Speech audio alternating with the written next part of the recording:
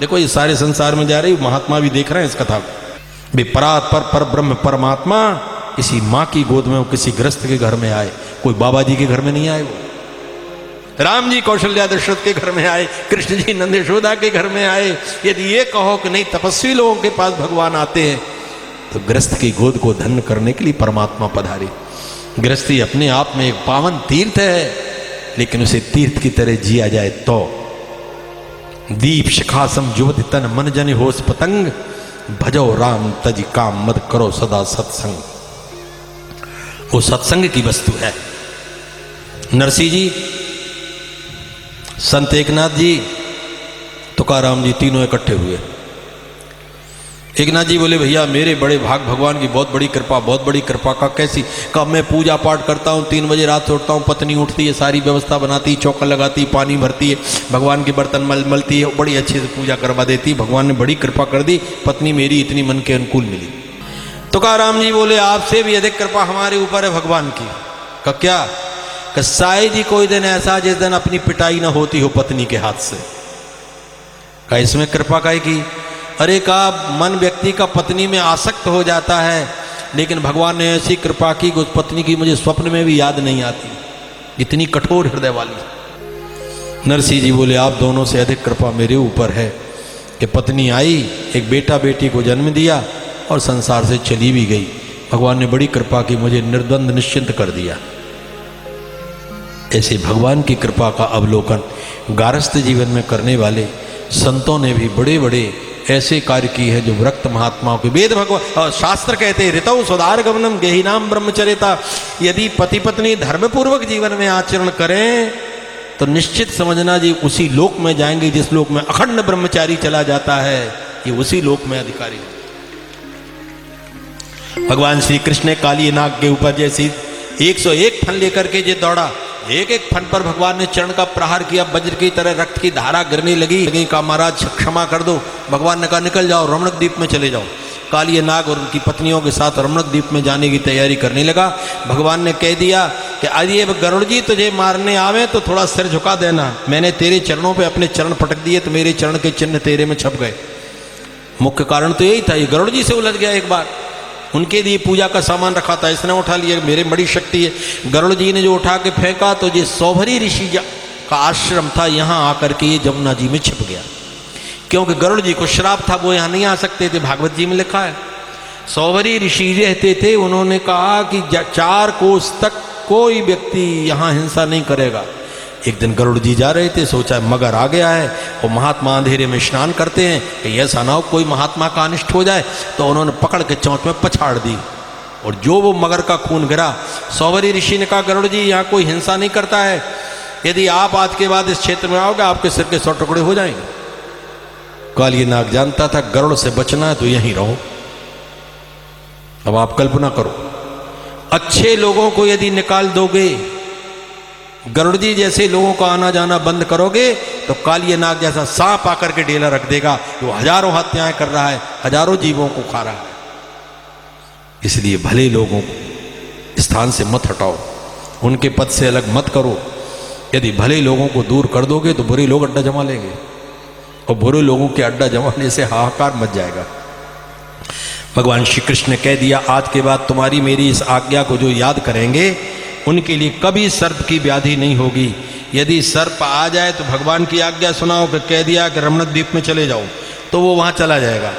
और यदि कदाचित सांप नहीं जाता तो महाभारत में लिखा है कि आस्तिक आस्तिक आस्तिक 3 बार कहकर वहाँ सरसों राई का दाना फेंक दो। सर्पाप सर्वभद्रम ते दूरम गच्छ महाविश जन्मेजय यज्ञान ते आस्तिक वचनम स्वर। तुमने जन्मेजय के यज्ञ में वचन दिया कि जो हमारा नाम लेगा उसे सर्प की बाधा नहीं होगी, चले जाओ। तुरंत सांप चला जाए। सर्प अपने से बहुत समझदार होता है। सर्प को इतनी आन चढ़ा दो वो तुरंत लौट जाता है। अपने को कोई भगवान की सौगंध चढ़ा दे, गंगा की चढ़ा दे, माँ बाप की चढ़ा दे, तो भी अपन जहां के तहां है, अपने ऊपर कोई प्रभाव नहीं पड़ता है। सर्प का ध्यान से सुनो, गरुड़ पुराण में लिखा है और भविष्य पुराण में। ब्राह्म मुहूर्त में यदि सर्प आता है तो ऋषि मुनि घूमते रहते। यदि दिन के दोपहर में कोई सर्प आपको घूमता दिखाई दे तो समझ लेना वो जाति का सर्प है। और रात्रि के घोर अंधकार में सर्प आवे तो समझ लेना कि या तो कोई पितर है या तो भूत प्रेत है। कितने मारो आप, वो कौन मरता है? वो तुम्हारे देखने में मर गया, वो तो निकल जाता है। वो तो रूप बनाने वाला है, रूप बना बना करके आता है, चला जाता है। और सर्प को मारना शास्त्र की दृष्टि से अनुचित है। उसको निकाल दो, बाहर करो। एक आपको दवा बता रहा हूं, यदि आपके घर में सर्प आता हो। कितने लोग चाहते बताऊं तो हाथ उठाओ, तो बताओ, नहीं तो क्यों बताओ। अरे दो दो हाथ तक उठा रहे हैं लोग। सर्प इतना सच्चा होता है। सांप यदि घर में डेरा रखे हुए हो, यदि बहुत परेशान करता हो, तो घर के कोने में कहीं बाहर, घर से बाहर बाड़ा पिछवाड़ा होता है ना, वहाँ दीपक में दूध भर कर रख दो, एक अगरबत्ती लगाओ और थोड़ा सा उड़दा की दाल और दही एक पत्ता पर रख करके रख दो। 7 दिन तक ये काम करना और 7वें दिन नारियल फोड़ देना। 8वें दिन आपको सांप दिख जाए तो मेरा फ़ोन नंबर है, इन लोगों के पास फ़ोन लगाना कि महाराज वो कोई लाभ नहीं हुआ उससे।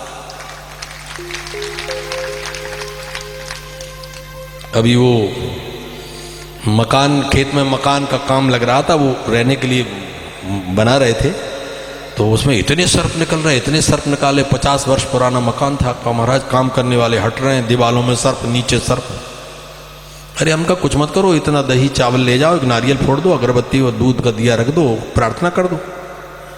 अभी घटना है मुश्किल, अभी ब्रह्मचारी कब बना है वो खेत में, वो 5-6 महीने हुए। ये क्रिया की है उन्होंने, वो आश्चर्यचकित हो गए। सांप निकल निकल के ऐसे भाग रहे कि तमाशा हो गया। सैकड़ों सांप निकले उस जगह से, एक सांप नहीं रहा। मजदूरों ने अपनी आंख से देखा, दंग रह गए।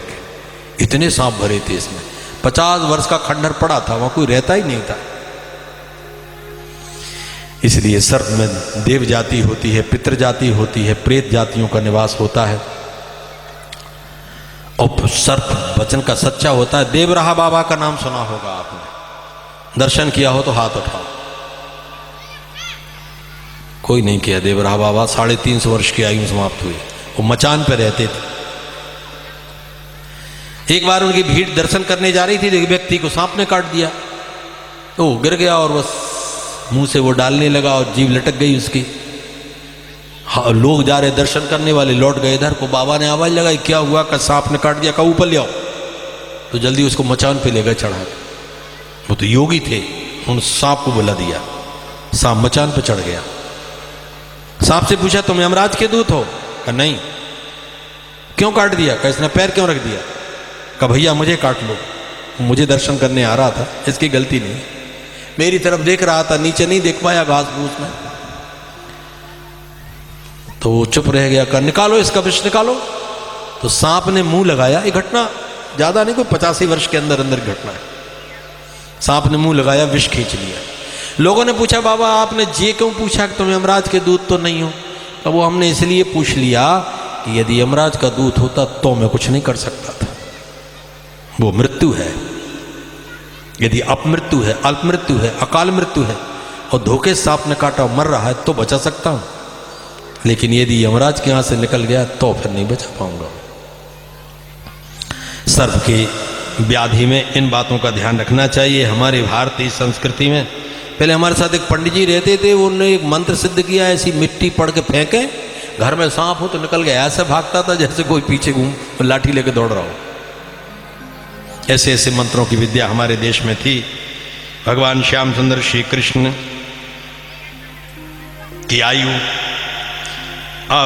पंचमाब्दम कौमारम, कुमारी का स्त्रियां जो थीं 6 वर्ष के भगवान हैं, और वे जो ब्रज की कन्याएं वो भी 6-6 वर्ष के लगभग हैं।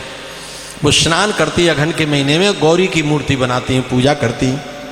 कात्यायनी महामाये महायोगिनिधीश्वरी नंद गोपसुतम देवी पतिम में कुरुते नमः। बालू की मूर्ति बनाए, दुर्गा का पूजन करें। हे दुर्गा माता ऐसी कृपा करो कि वो नंद बाबा के लड़का कृष्ण हमारे पति बने। देखो भागवत में कितना अच्छा लगा, नंद ब्रज कुमारी का। जब नंद कहा तो गोप क्यों कहा? नंद गोप सुतम देवी, नंद कह दिया तो गोप क्यों कहा? ग्वालिनियों ने ये कहा कि हे दुर्गा जी, हम अनुचित आराधना नहीं कर रही, ग्वाल है हम जाति की, तो ग्वाली की जाति में हम विवाह करना चाहती हैं, इसलिए आप कृपा करो। यदि आप भगवान से न्याय की, शास्त्र सम्मत बात की याचना करो, भगवान पूरी कर देंगे। यदि अन्याय की, अधर्म की, अत्याचार की बात भगवान से मनाओगे, भगवान पूरी करेंगे। कोई भूत पूरी करेगा? भगवान क्यों करेंगे? भगवान श्री कृष्ण गए तो उनके वस्त्र रखे थे, वो नग्न कूद गई थी जमुना जी में, तो कंधे पे भगवान ने वस्त्र उठाए, पेड़ पर चढ़ गए।